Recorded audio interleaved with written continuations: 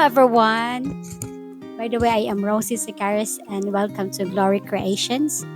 And karon na video guys, gusto na ko i-share sa inyo kung saan na to pagtaod aning preserve food or sa pagpadagan ani, no? So, tara, abani ko ninyo. Let's go. So, mao din ni ang roll him preserve food. So, first time pa ko ni magamit. So, atong testingan kung sayon ra ba siya or dili. So, mao na siya akong siyang gitaod. So, nagkuha lang taog tila dayon. Nabisan unsa ra gud na tila din atong testingan ato siyang ipadagan. So, una sayon pa siya din nagkadugay, nagkalisod. So, nagkakuan ko. So, nagkasayop-sayop ko. Ako na po siyang gitastas. So, nalisudan ko na abtan ko take 5 ani, no? Nagsigig tas-tas, balik na po, testingan na po nako. So, taasan lang gyud nato ang pasensya sa pagtahi kay dili man gyud dahin perfect, no? Pagsugod ba importante nag-testing ka. Mao na ni siya ang final look. Thank you.